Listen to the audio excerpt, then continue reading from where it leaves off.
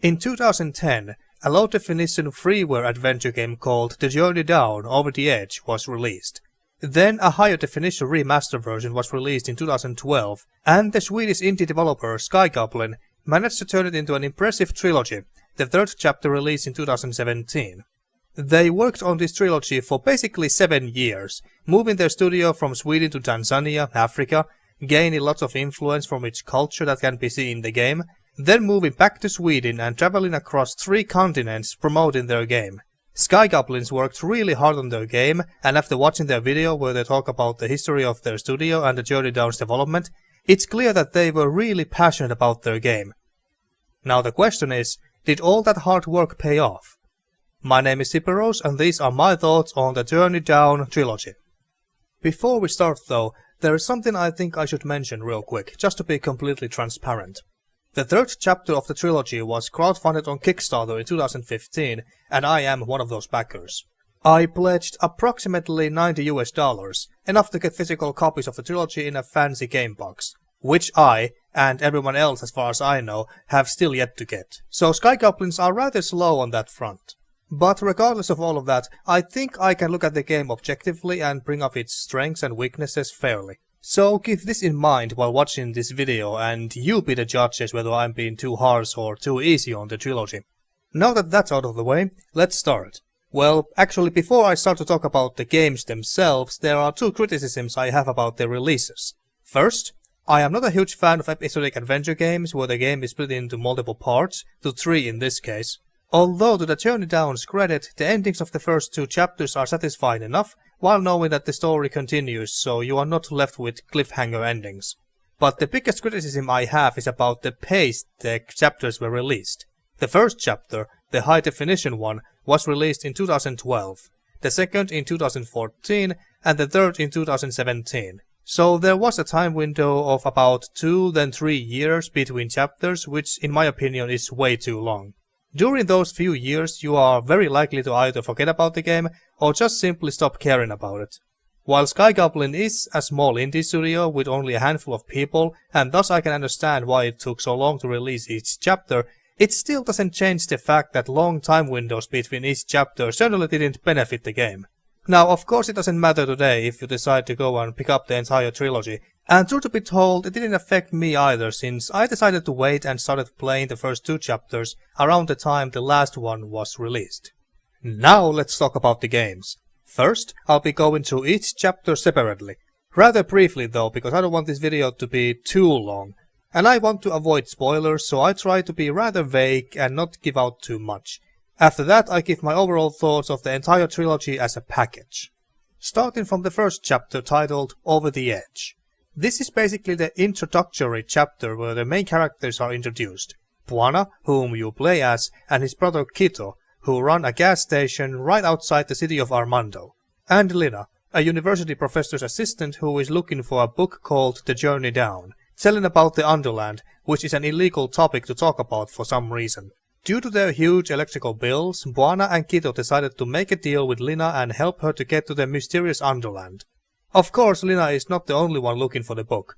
The bad guy who runs the Armando Power Company is also after it and has sent his goons to find the university professor, who they think has the book, only to find him gone. Eventually the trail leads them to the gas station where our heroes are and where the book also happens to be. Despite the approaching danger, which you forget about soon, the overall atmosphere of the first chapter is very carefree with its chill reggae-like music and welcoming warm colors. In the first chapter you, playing as Bwana, look for parts for your airplane you're going to use to get to the Underland, exploring the outskirts harbor area of Armando. While doing so you'll be talking with the locals, learn more about them, the power company and the world in general. Puzzles are very easy and straightforward, and this applies to the entire trilogy for the most part really.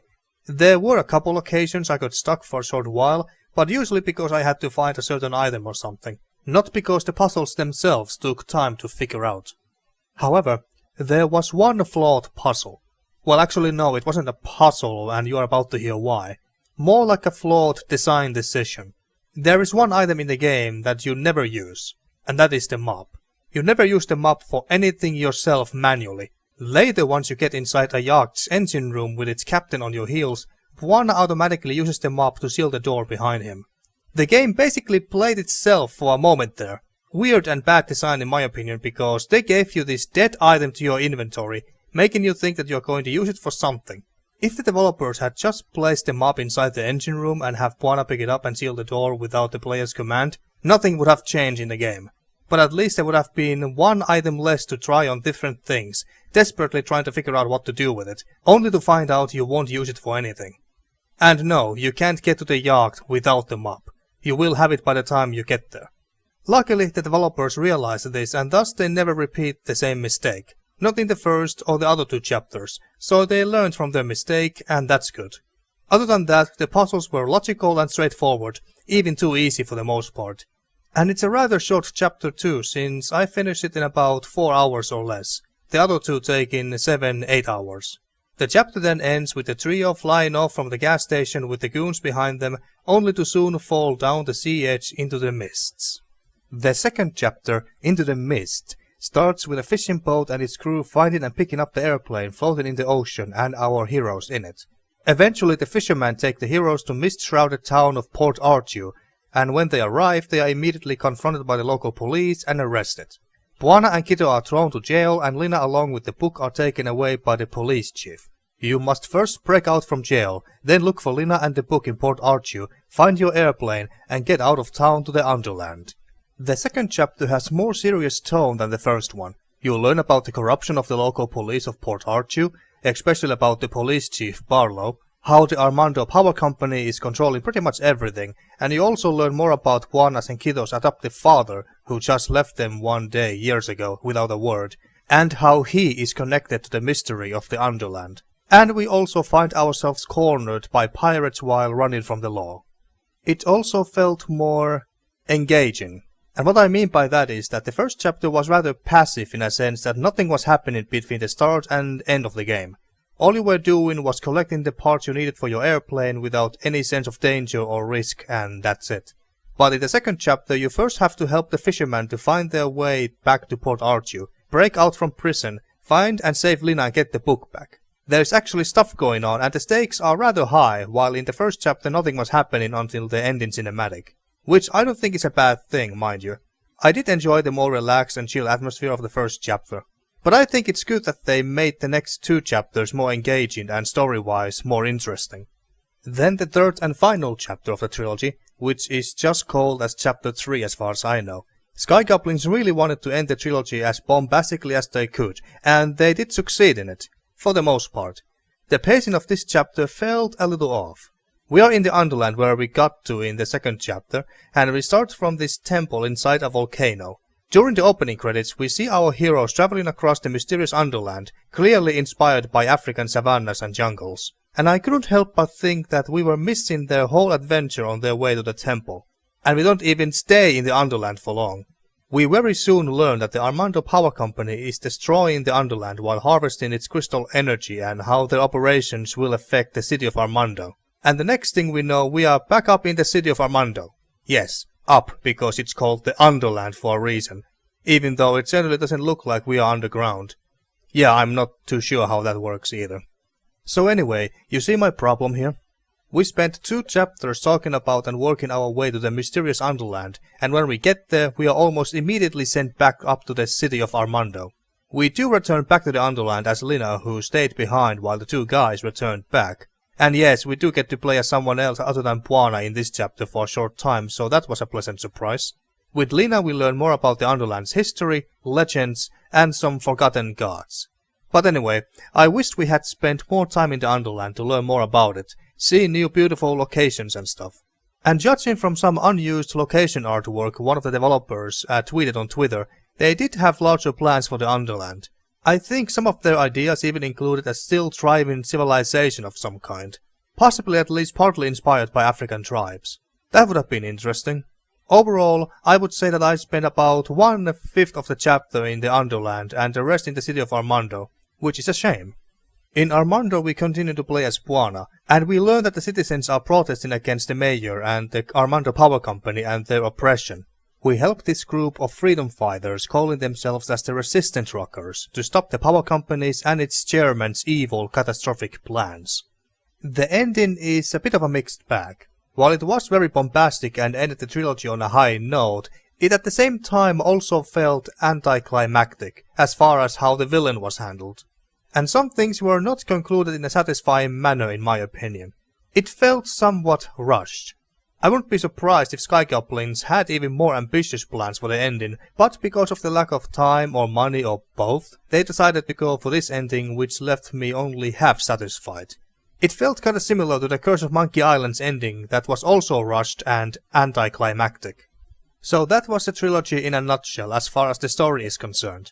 Let's talk about the characters now. As you have noticed, the characters have a very unique and interesting design. The main characters, and presumably many others, were designed after tribal African masks. Some look more interesting than others, visually, but I really dig the design in general.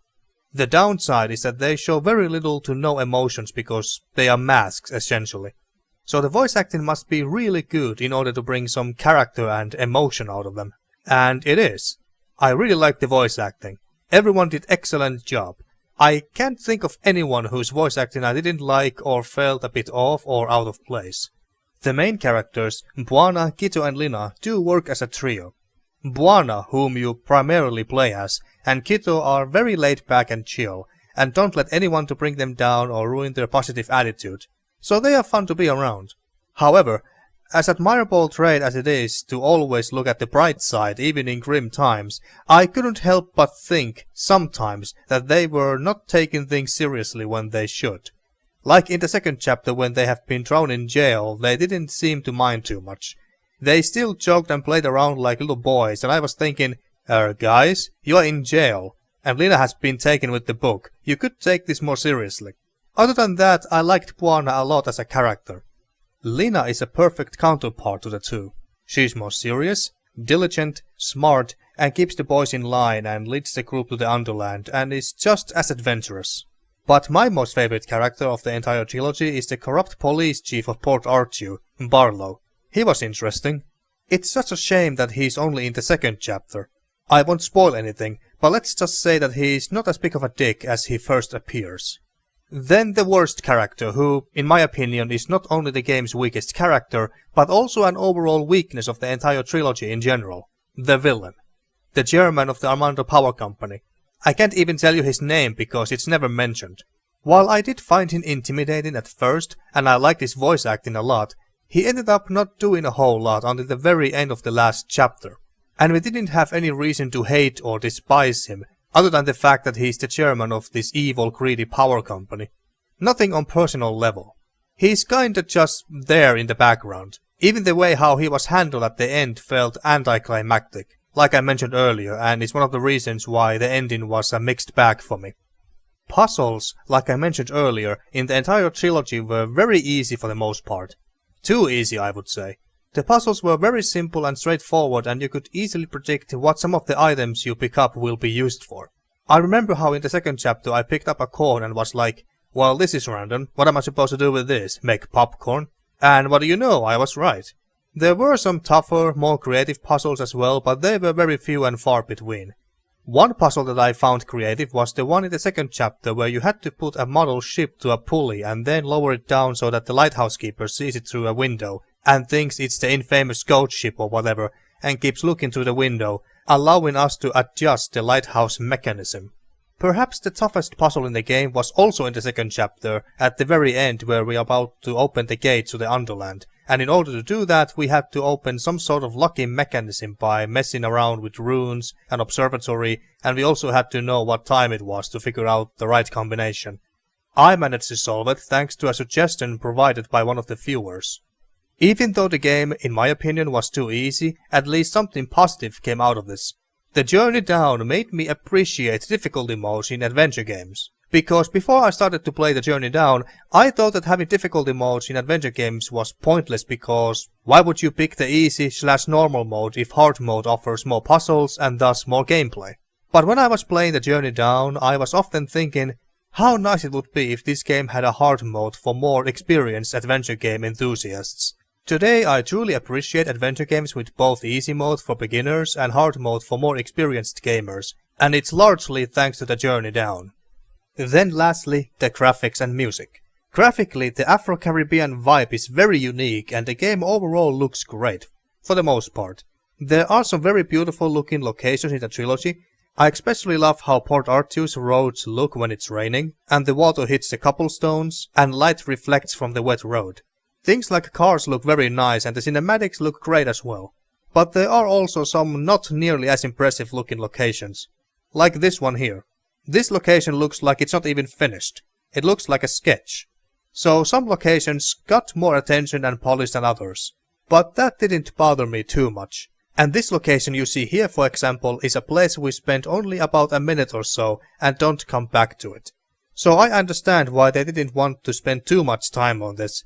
But overall the game looks great. Beautiful even, for the most part. I believe the game even won awards due to its visuals, and I can see why. Music is the other reason why they won awards. The music of the Journey Down is fantastic. It was one of the selling points of the game actually. Two composers made the music for the trilogy, the first one being Simon de Souza, who unfortunately passed away in 2014. I think it was during the development of Chapter 2. May he rest in peace. The second one who continued to finish the music for the second and third chapter is Jamie Salisbury. Each chapter has their own tone while still maintaining the African and Caribbean feel. The first chapter is very laid back with reggae-like music, while the second chapter has more jazz, which sounded amazing, making the second chapter my favorite as far as music goes.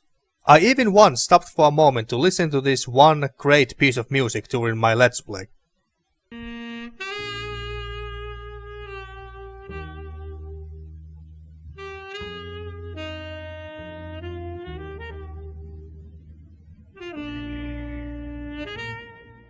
In conclusion, the Journey Down trilogy is a great adventure game that does many things very well, like the music, visual design, voice acting and characters, except for the main villain who could have been handled better and made more interesting. If you're looking for an adventure game with challenging puzzles that will make you scratch your head, I'm afraid that the Journey Down isn't for you. The puzzles are very easy and straightforward for the most part, but if you're new to adventure games or don't care for a challenge and just want to chill and enjoy the story and music, the Journey Down is an excellent choice. I like the first two chapters more than the third one, whose pacing felt a little off. We didn't get to spend as much time in the Underland as I would have wanted to, and the ending felt rushed and anticlimactic as far as the villain's fate is concerned, but also bombastic at the same time, leaving some loose ends and me half satisfied. And in case you're wondering what Sky Goblins are currently working on, they are working on a game called Hellfront Honeymoon, which sadly isn't an adventure game but a multiplayer twin-stick action strategy game. Not really the type of game I'm interested in, and I wish Sky Goblins will someday start to work on a new classic point-and-click adventure game. But whatever their future plans are, I wish them the best of luck and success. So, those were my thoughts on the Journey Down trilogy. What are your thoughts on the game? Let me know in the comments, and thanks for watching.